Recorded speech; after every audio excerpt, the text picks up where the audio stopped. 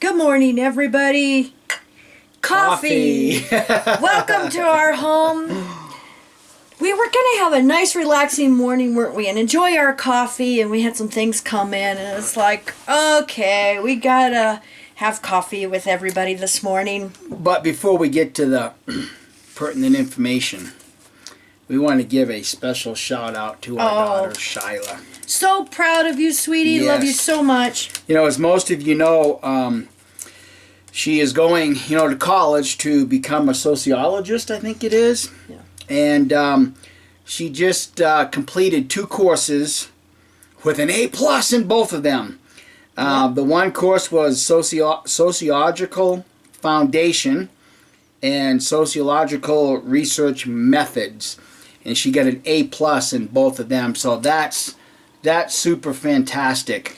Now, we know James just is about to complete his, and I don't think he has his grades yet, but we're proud of James also. Absolutely. And if I heard right, he's actually going to be graduating this year. So yeah, so we'll have a graduation party. Yeah, so good news. Yes. All that's good news.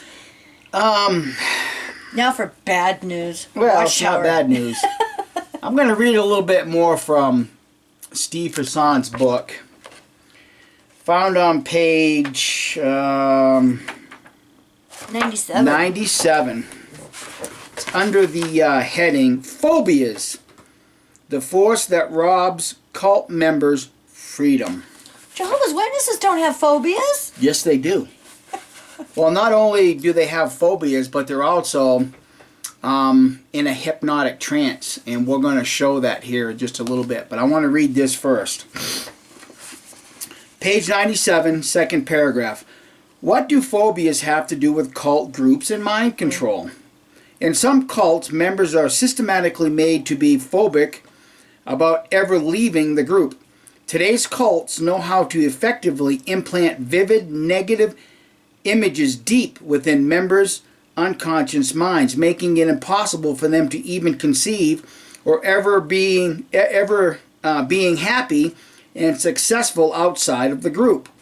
When the unconscious is programmed to accept such negative associations, it behaves as though they were true. The unconscious mind of the typical cult member contains a substantial image bank of all the bad things that will occur if they or anyone would ever betray the group. Members are programmed either overtly or subtly to believe that if they ever leave, they will die of some horrible disease or hit by a car, be killed in a plane crash, or perhaps cause the death of such loved ones. Or Armageddon. Well, most recently, there it is. Is the end near?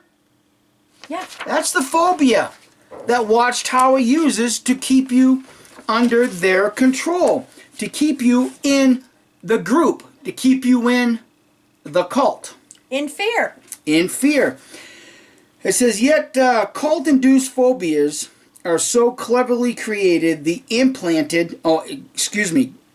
cleverly created and implanted that people often don't even know they exist. I know it. Okay? So I'm going to read on page 98 another paragraph or 2. It says, in the same way, cult phobias take away people's choices. Members truly believe they will be destroyed if they leave the safety of the group. They think there is no way outside the group for them to grow, spiritually, intellectually, or emotionally. However, once they become conscious of their desire to leave, it is usually only a matter of time before the authentic self develops a stronger and stronger voice. Why? Because mind control groups constantly change their doctrines and policies.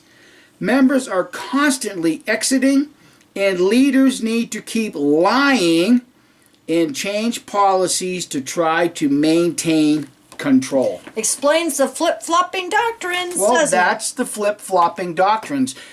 You know, back in 1961, Watchtower had come out with their blood booklet, And the doctrine at that time was you cannot accept blood fractions.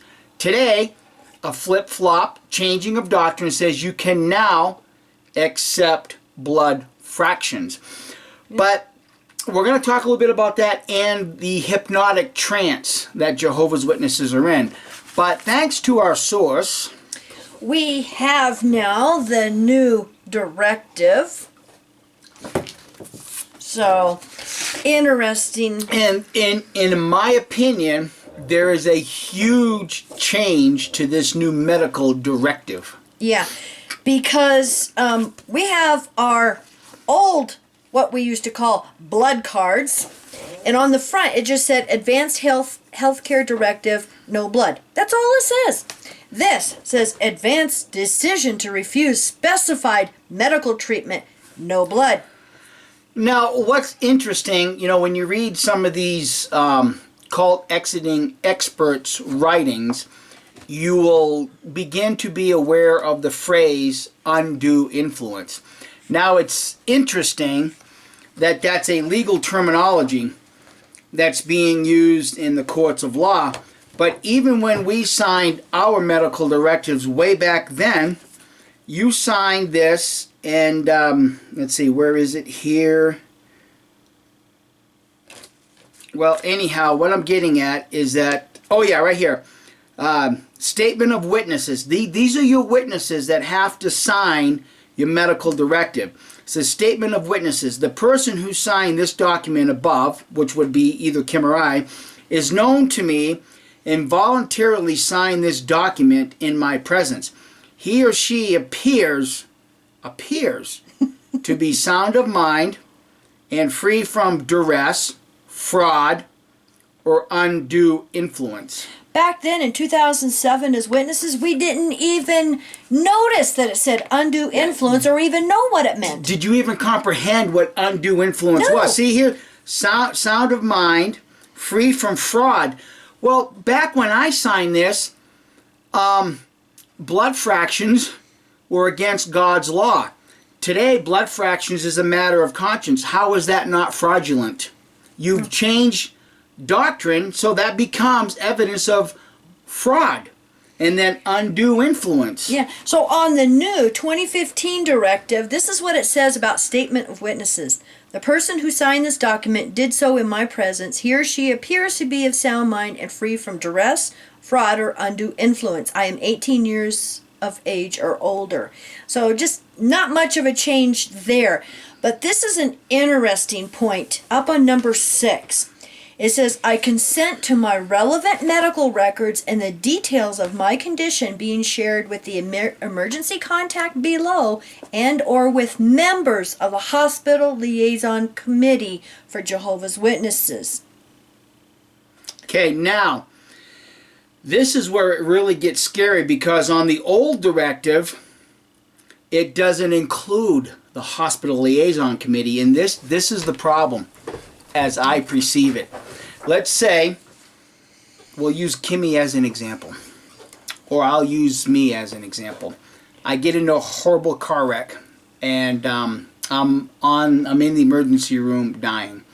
My healthcare agent, which would have been my wife, was contacted. Me. Now, she at that point is going to be under duress because my life is hanging in the balance.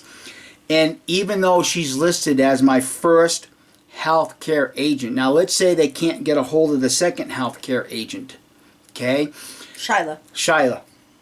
Here comes, Kim calls up the congregation. Oh, brother so-and-so, Mikey's in an accident. He's lying in the hospital. I need some help and support.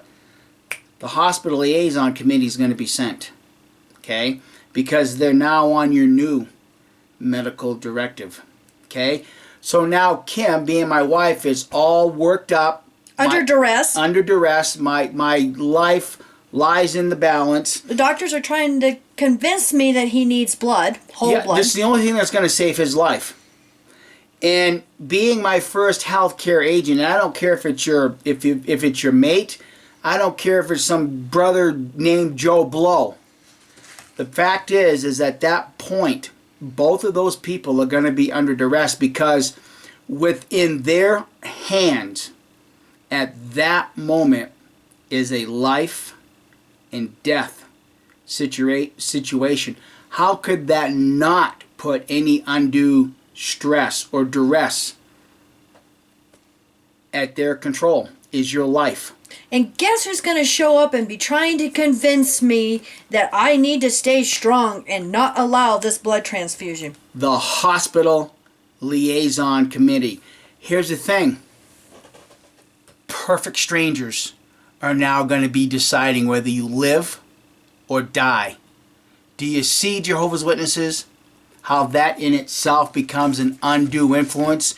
You're leaving your life in the hands of absolute strangers. See, and this acts as a power, basically a power of attorney for your health. So now the hospital liaison committee is going to be in control of your health. Perfect strangers. Scary, isn't it? It is. But that goes right along with the other subject. The hypnotic trance that Jehovah's Witnesses are in. Don't even realize it. How would you know, Jehovah's Witnesses, whether you're unduly influenced? See, you've all seen programs to where a hypnotist will get on stage. He'll get some volunteer to lie on the operating table. I mean, to step up on that stage and be put under a hypnotic trance. Now, we all know the, turning up the fire on the chicken to make the chicken dance. See? Jehovah's Witnesses, you don't even know that you're under this trance, and we're going to show proof that you are, because you just don't know what the control mechanism is. Kim and I do. Yep. So anyhow, getting back to the hypnotist, the volunteer comes up to the stage, whether they use a little watch or whatever, somehow, some way you're put under a hypnotic trance. And when that key word, that trigger mechanism, or bell is rung, that's when the proof is that you're under a hypnotic trance becomes apparent. So you surrender your mind, and when the hypnotist says at the key word, you're going to act like a chicken. The key word is given, and you act like a fool on this stage because you've been put under a hypnotic trance. Now, has the mind-altering governing body been able to do that to you? Well, recently we just watched the May broadcast of JWTV. So they have it in their mind from this watchtower that Armageddon is near, and then you've got the May broadcast. Don't even realize you're under a hypnotic suggestion. Maybe having nightmares about Armageddon like I did as a kid. But here's the big thing. You heard that clown Let say, oh, we don't coerce anybody into giving money. We don't solicit funds. This organization has never solicited funds.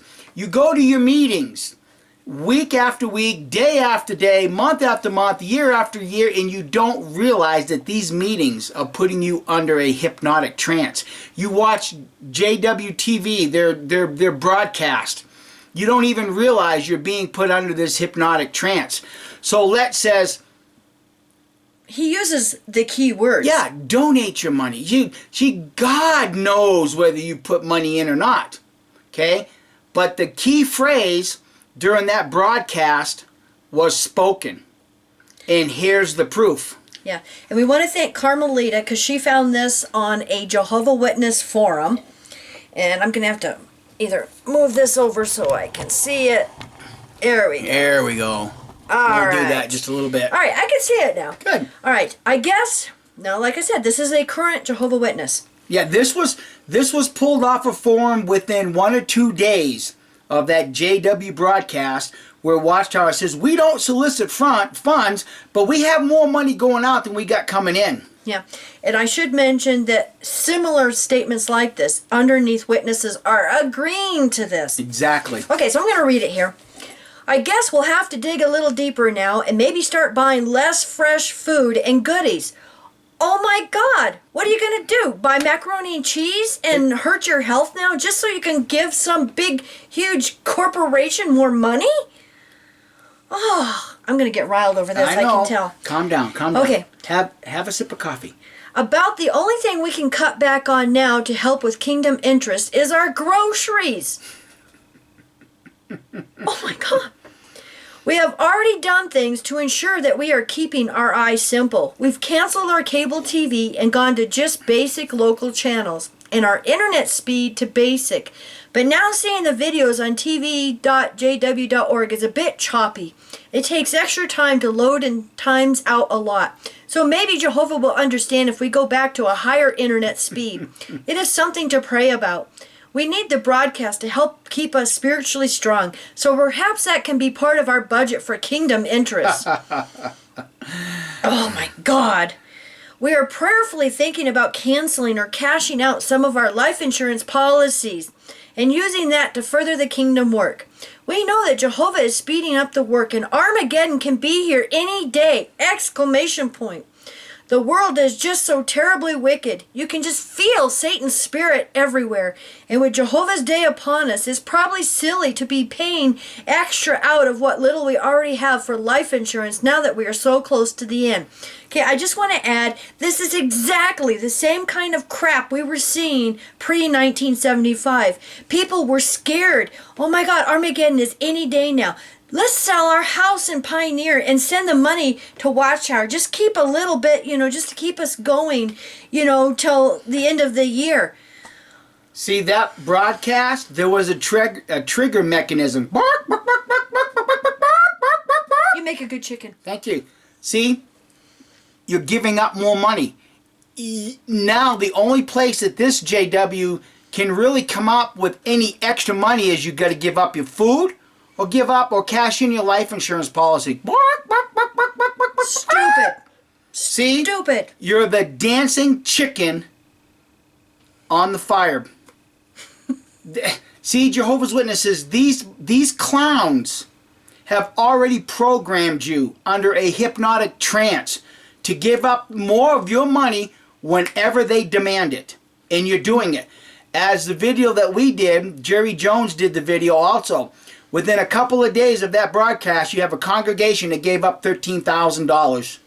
Yeah. It works because you're under hypnosis and you don't even recognize it, just like that person on stage that makes a fool out of himself, clucking like a chicken.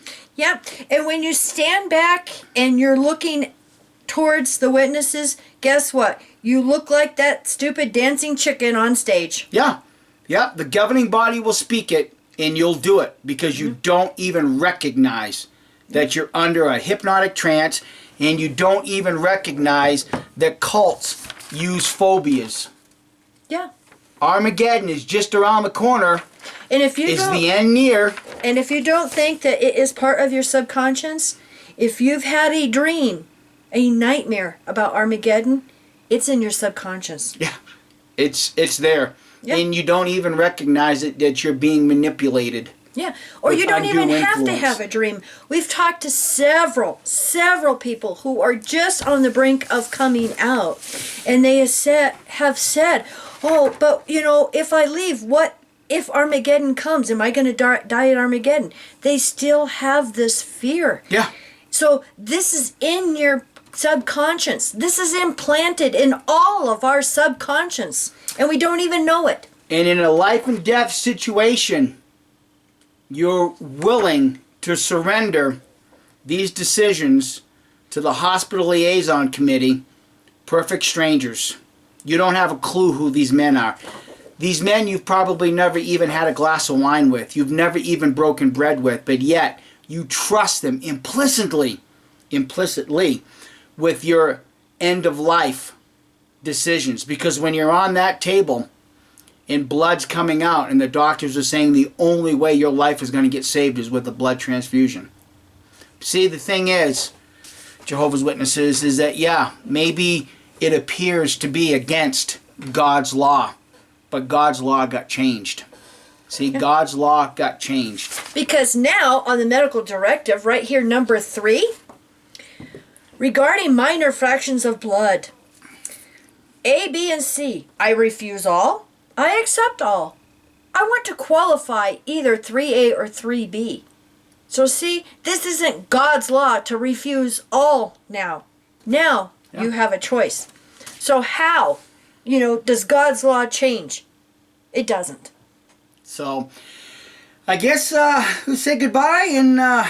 Yeah, because Kimmy's riled. Yeah, we got another half a pot of coffee to finish off yet. So. Yes. So thank you for coming into our home, and thank you everyone for all your wonderful comments and emails, underneath our videos, and for sending us all this information. Yeah, it just shows how we are coming together and absolutely destroying the cult influence of the Jehovah's Witnesses. Yes.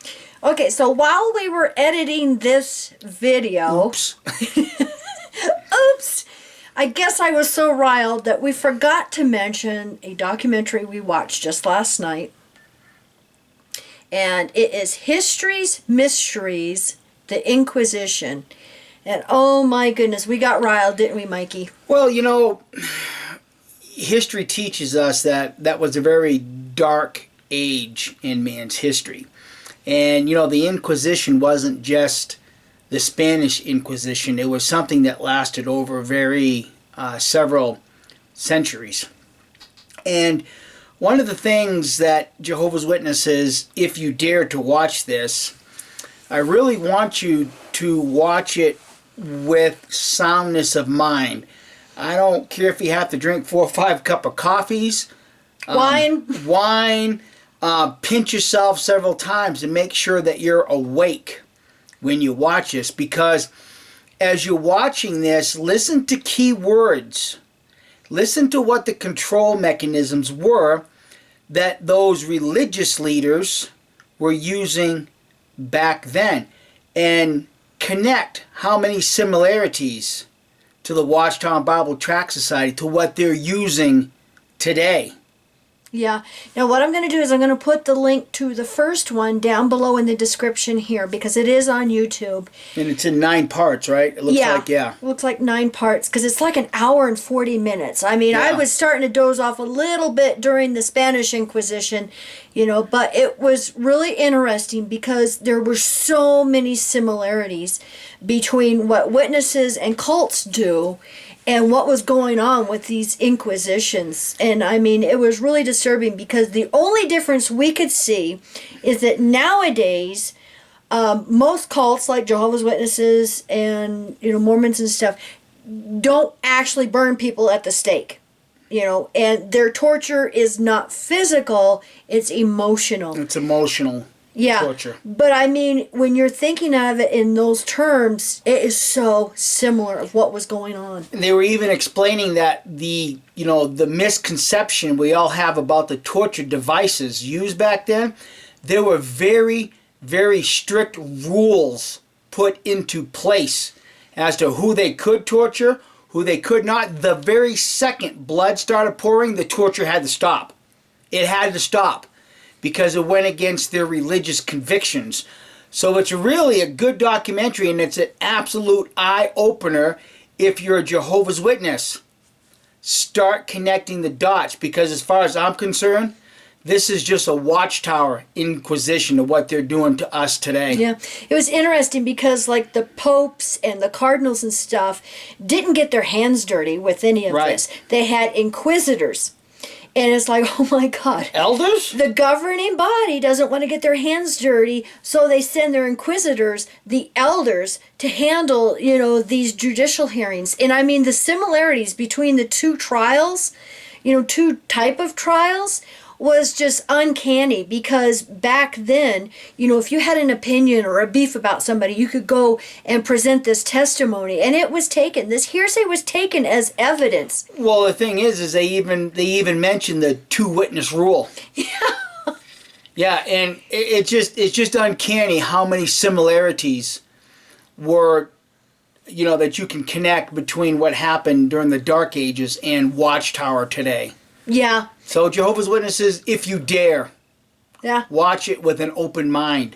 Make the connection, and you'll see what you're involved with. And those of you in the XJW community, you're probably going to get as riled as we did when you're watching this. It's like, oh my God, this is exactly what Watchtower is doing.